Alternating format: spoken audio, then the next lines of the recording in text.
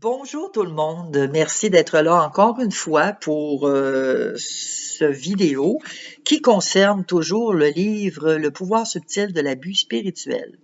Et vous savez que c'est un fléau et que ça perturbe encore aujourd'hui dans le corps de Christ et nous sommes en 2023. Et c'est un pouvoir qui est tellement subtil que les abuseurs et les victimes sont pris au piège et on s'en aperçoit pas. C'est tellement subtil que, oups, ça se fait là, pouf, comme un clic, comme un clignement d'œil. Et les deux sont pris, excusez, à travers ce piège-là, parce que les croyances sont erronées, les croyances sont malsaines et les actions vont avec les croyances. Alors, il se passe toutes sortes d'abus et toutes sortes de choses inimaginables. Et présentement, nous sommes dans une autre histoire. La dernière histoire, on avait parlé euh, de voyons, comment qu'il disait donc, les uns les autres, là, de confesser. Confesser vos péchés les uns les autres dans la dernière vidéo. Ici, on parle de quelqu'un qui a besoin d'aide. D'accord? Et ce quelqu'un, hein, ils l'ont appelé Julie pour protéger les vraies histoires. D'ailleurs, dans le livre, c'est ce qu'ils font. Ils ne nomment pas les vraies personnes pour protéger l'identité et ne pas atteindre leur dignité et leur faire le plus de troubles qu'ils en ont subi. Alors, ce sont des histoires vraies, mais avec des noms changés. D'accord? Il faut s'entendre là-dessus. Alors ici, on parle de l'histoire d'une Julie. Pas Julie ma nièce, là. Non, non. Mais on parle d'une Julie qui prend un rendez-vous avec un conseiller chrétien. Et elle est en train de lui expliquer comment qu'elle est désespérée, comment qu'elle est au point de croire qu'elle est devenue folle. Là, elle dit, moi, soit que je suis folle, avait-elle lancé sèchement, ou soit que je suis sur le point d'expérimenter un changement majeur qui va me conduire à un autre niveau spirituel. Mais elle dit, moi, je comprends pas ce qui se passe. Et je veux savoir, est-ce que je suis en train de devenir folle? Qu'est-ce qui se passe avec moi? Comment ça se fait que j'agis comme ça? Alors, elle dit, bon, elle est allée voir, le conseiller chrétien, justement, elle lui dit à ce conseiller-là qu'elle est allée voir son pasteur et que son pasteur, quand elle lui a dit que, ben là, je me sens déprimée, euh, tout de suite, tout de suite, il dit qu'il a découvert la racine de son problème. Tout de suite. Elle est déprimée, elle est désespérée, elle est déprimée, puis ben là, je sais c'est quoi la racine de ton problème. Tout de suite, on coupe ça drette là, on ne prend pas la peine d'écouter, on ne prend pas la peine, puis j'en connais du monde comme ça, là, qui prennent pas la peine d'écouter jusqu'au bout, puis que tout de suite, ils écoutent, mais ils écoutent pas. Ils ont une solution dans la tête, là, puis ils pensent rien qu'à s'ouvrir la bouche pour donner la solution. Ça, il y en a du monde comme ça. Hein? C'est malheureux, mais c'est ça. Et cette personne-là, croyant recevoir des conseils, croyant être fortifiée, croyant être édifiée auprès de son pasteur, c'est pas du tout ça qu'elle a rencontré. Alors, la racine du problème, questionna le conseiller, parce que là, le conseiller dit, coudonc, c'est quoi la racine? Qu'est-ce que trouvé ton pasteur comme racine pour que tu viennes me voir? Donc, là, Julie abaisse les yeux, puis elle dit, je crois que je devrais vous avouer que le problème, c'est moi. Mon pasteur m'a dit que j'étais rebelle à Dieu. Voyons donc voir. Voir si, parce que tu es déprimé, parce que peut-être que tu fais de l'anxiété ou peu importe, mais elle, c'était vraiment, elle était en train de faire une dépression, elle pensait devenir folle, là. Puis là, son pasteur lui dit, ben, c'est parce que t'es rebelle à Dieu. Hey, youhou, youhou, allume! Voyons, c'est qui ce pasteur-là qui conseille des affaires de même? Ça n'a aucun bon sens. Alors là, la suite du récit, ça raconte que c'était malheureusement une histoire commune, très commune. Puis je suis certaine qu'il y en a plusieurs qui l'ont vécu, ça aussi, qui vivent des affaires dans leur vie, puis voyons, qu'est-ce qui se passe, puis je comprends pas, puis... Mais faut pas oublier que on a un adversaire qui est le diable, Satan et ses démons. Ces anges déçus, là, ce sont des démons.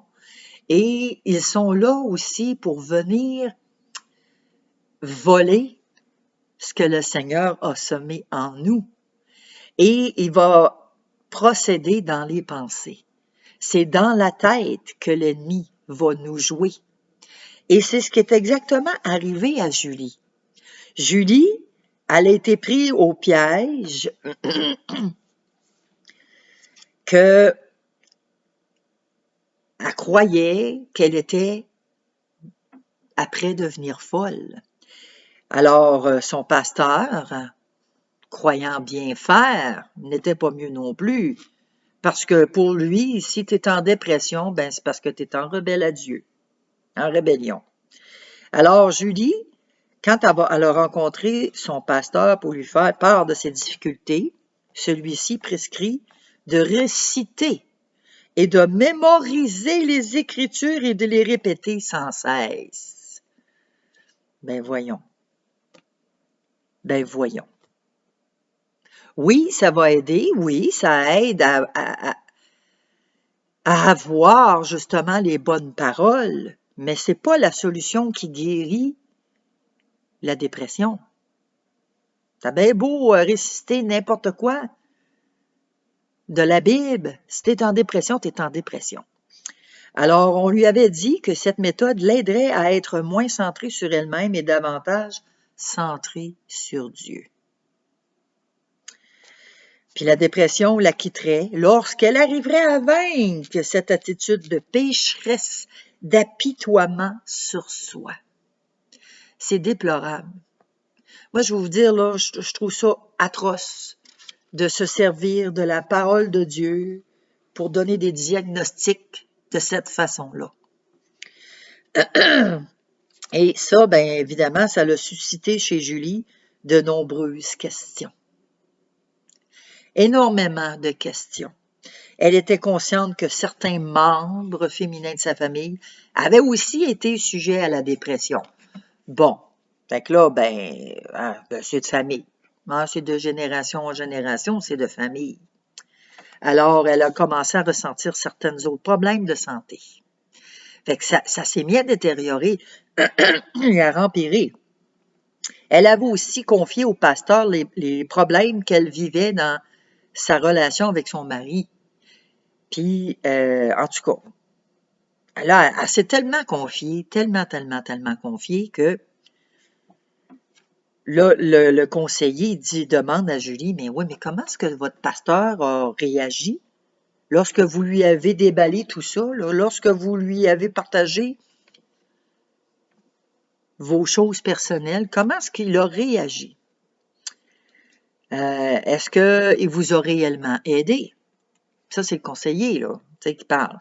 Et c'est à ce moment-là qu'il a lâché une bombe sur moi, répliqua Julie. Une bombe. Alors, le conseiller ne manqua pas de prendre note de son choix de métaphore. Une bombe. Fait que c'est quelque chose. Excusez. Quelle sorte de bombe? Lui demande le conseiller. Le pasteur lui avait dit, le fait que vous ne puissiez accepter mon conseil sans soulever toutes ces objections et toutes ces autres possibilités me démontre clairement, Julie, que la racine de votre problème est spirituelle et non pas physique ou émotionnelle. Cette attitude de votre part est d'ailleurs bien apparente lorsque vous me dites que vous argumentez avec votre mari, au lieu de vous soumettre à lui et de faire confiance à Dieu. Fait que là, il conclut en disant que tous ces problèmes émotionnels de dépression, de troubles physiques, de difficultés conjugales, de même que les problèmes de ses adolescents, parce qu'elle avait des enfants, étaient dus au fait qu'elle ne se soumettait pas pleinement à Dieu et à sa parole. Quel mensonge! Quel fardeau le pasteur vient de déposer sur les épaules de Julie. N'est-il pas écrit dans la parole de Dieu que le sacrifice a été accompli une fois pour toutes et que tout ce qu'on a à faire, c'est d'accepter Jésus dans notre cœur, dans notre vie comme Seigneur et Sauveur. On n'a pas à avoir et à faire des œuvres pour justifier une telle réponse. Quand on fait des œuvres, on les fait par amour, parce que Dieu nous a aimés en premier. Puis si on fait rien, puis qu'on s'assoit sur notre derrière, qu'est-ce que ça peut faire? À quoi est-ce que cela peut déranger les autres?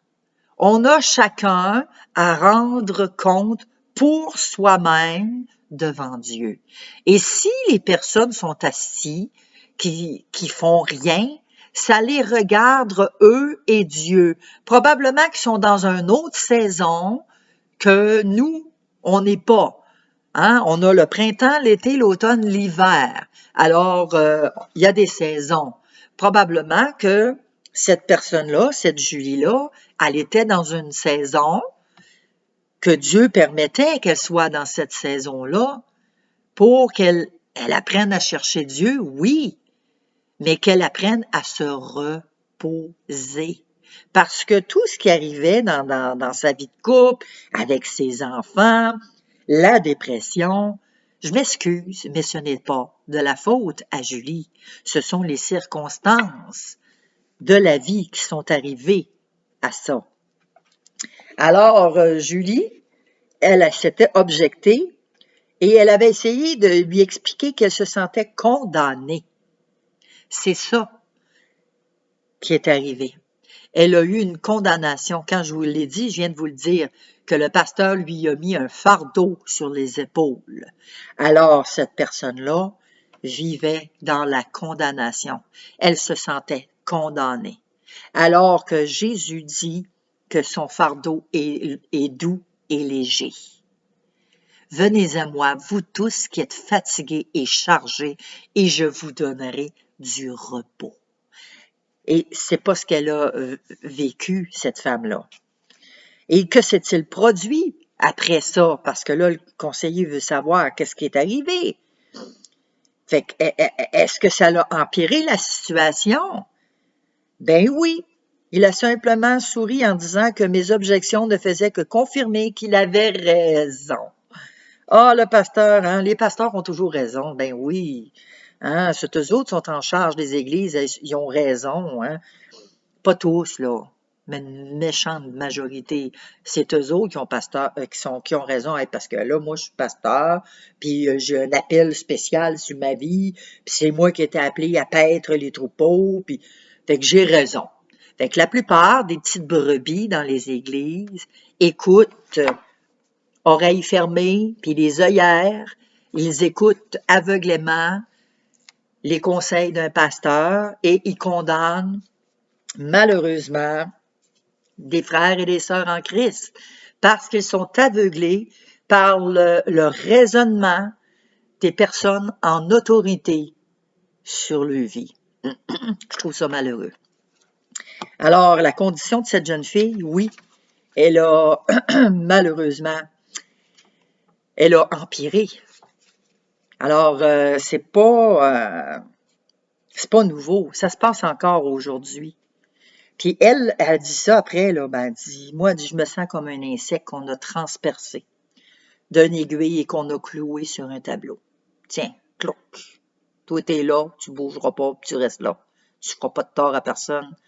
Puis, une étiquette. Comme je parlais à la vidéo précédente, on l'a étiqueté. Dépressive, rebelle à Dieu, elle n'écoute pas son mari, elle est étiquetée. Encore une fois, encore une étiquette. Donc, c'est ça, c'était son histoire.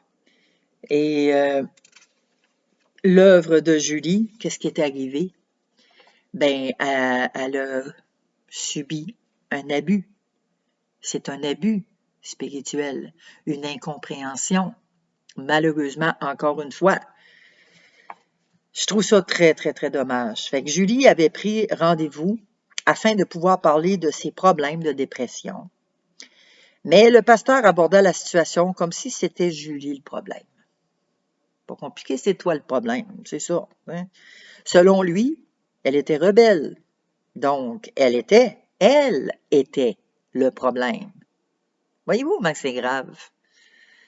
Comment est-ce que ça devient grave? Qu'on dénonce une situation, qu'on met à nu nos états d'âme, on met à nu devant des personnes en autorité en qui on a confiance, carrément à nu, on se dévoile, on dit ce que l'on ressent, ce que l'on vit, puis c'est pas suffisant. On est en train de se sacrifier, de mettre notre corps en sacrifice, on se dévoile, puis on se dit, regarde, c'est une personne qui est en autorité, c'est une personne que Dieu a placée là, donc il va être en mesure de m'aider. J'ai besoin d'aide, aidez-moi, là. Je veux avoir une solution. C'est malheureux parce que c'est comme ça. C'est comme ça la vie.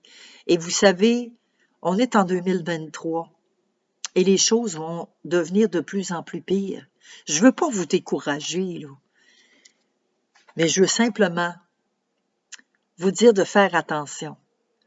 Puis, on sait que souvent, ça fait des années qu'on connaît, puis ça fait des années qu'on va à cette église-là, puis on a toujours eu un bon rapport, etc., puis ça a toujours bien été jusqu'à un moment donné, il se passe quelque chose, et que là, on vous rejette, on vous bafoue, on vous met des étiquettes comme Julie a eu, et dans la vidéo précédente, comme je vous parlais. Alors, Julie, elle avait remis en question une autorité se croyant au-dessus de tout questionnement et peut-être même de toute erreur. Donc, là, elle a mis l'autorité en question, puis avec raison. Mais ça fait quand même des dommages. Des dommages à un point que ces personnes-là vont dire, toutes les églises sont pareilles.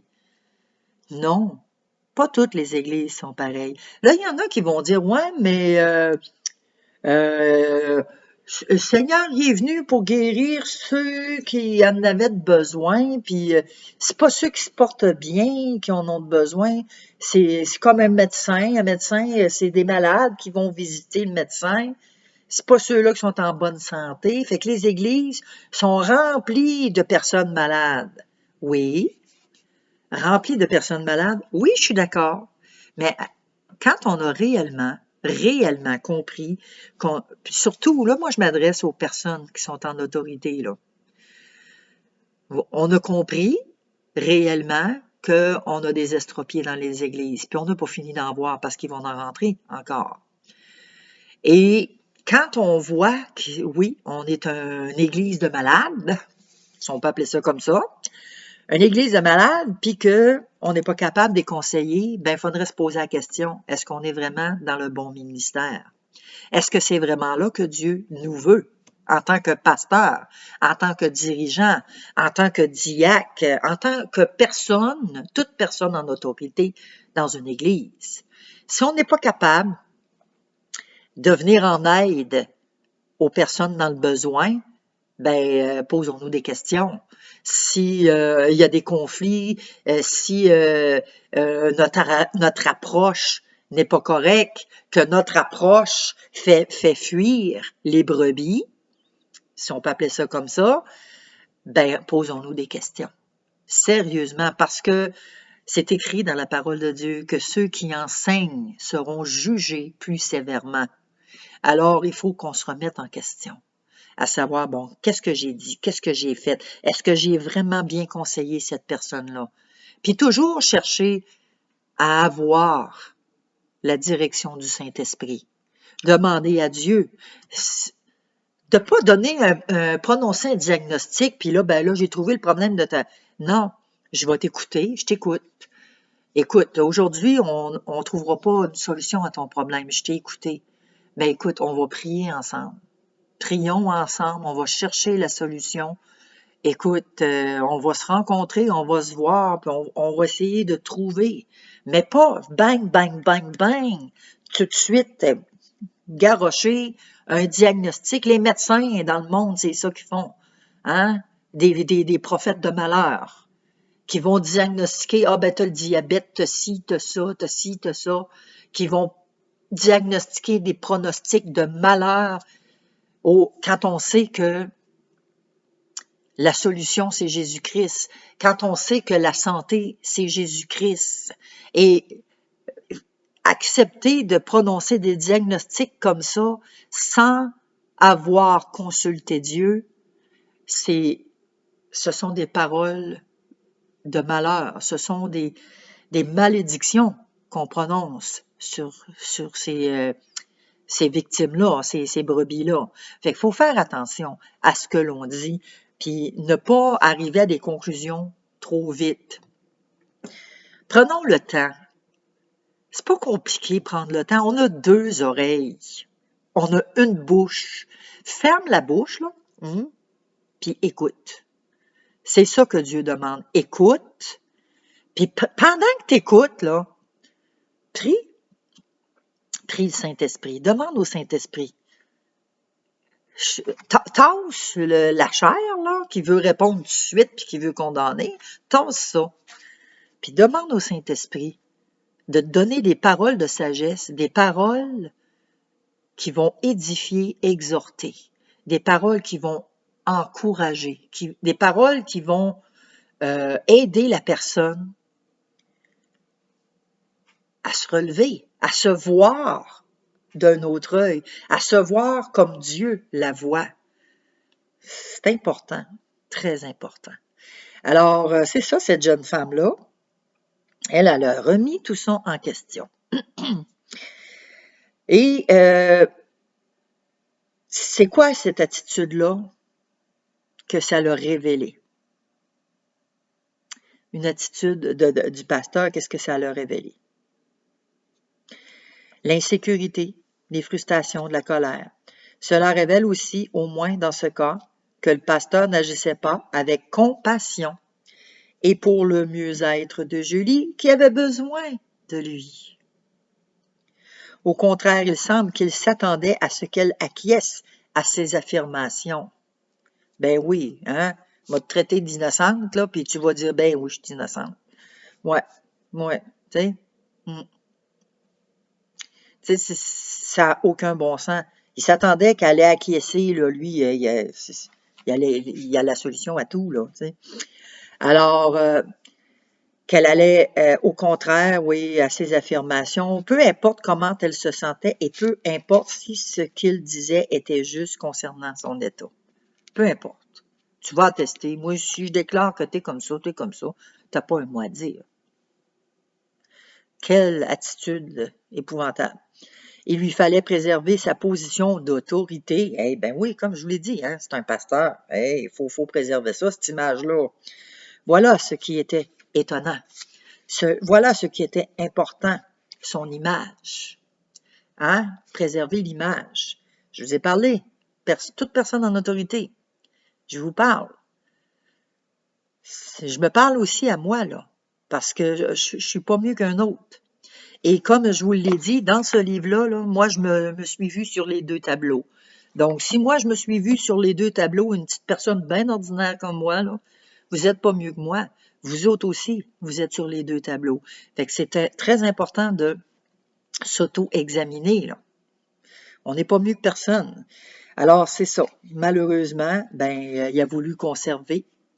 Puis, ça a impliqué souvent une violation des sentiments, des opinions des autres, sans se préoccuper de ce qui en résultera de sa qualité de vie, ses émotions ou son bien-être spirituel. Faut faire attention à qu'est-ce que l'on dit. L'abus spirituel peut se manifester lorsque la spiritualité est utilisée comme un moyen pour forcer les gens à obéir à une certaine norme spirituelle. Alors, il faut vraiment faire attention.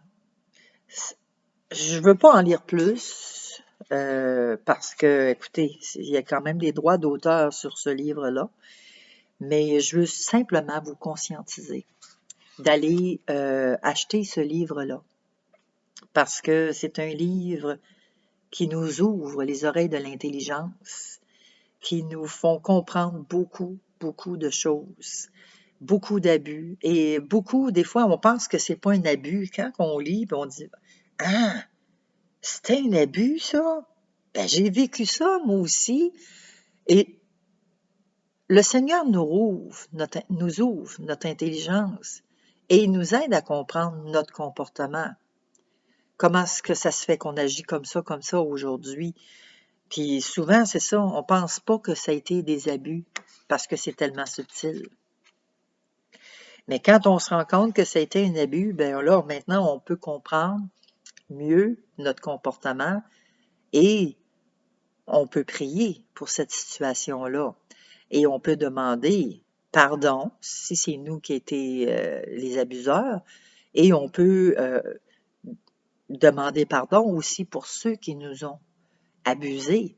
Demander à Dieu de nous aider à les pardonner. Puis ça, c'est pas facile. Ça prend vraiment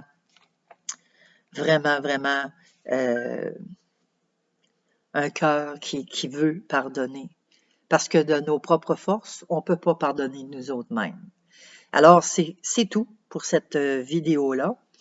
Je vous remercie d'avoir écouté et je vous invite quand même à procurer-vous ce livre-là, Le pouvoir subtil de l'abus spirituel. Ça, c'est dans toutes les librairies chrétiennes. S'il n'y en a pas dans la librairie où vous êtes, allez voir sur Internet. Il faut absolument que vous vous procuriez ce livre-là.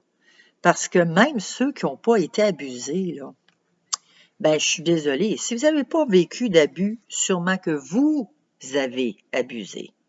C'est soit un ou soit l'autre. Alors, c'est très important, puis surtout dans les temps d'aujourd'hui, en 2023, les temps sont de plus en plus difficiles. Et si on veut ramener le plus de monde possible, qu'on veut obéir au Seigneur le plus possible pour amener les enfants, ceux qui se sont égarés, qui ont quitté les églises à cause des abus, ben écoutez, on n'a pas le choix de parler, puis on n'a pas le choix de se conscientiser, puis de se mettre face aux problèmes que soit on a causé ou qu'on a vécu. Et on n'a pas le choix de guérir de cela. Et s'il faut, aller demander pardon à des personnes. Si Dieu nous met à cœur, le Saint-Esprit nous met à cœur que nous avons blessé certaines personnes, ben ayons au moins cette humilité-là d'aller vers, d'aller vers ces personnes-là et de leur demander pardon pour ce que on leur a fait. Voilà. Alors, je vous souhaite une agréable journée tout le monde et on se dit à la prochaine.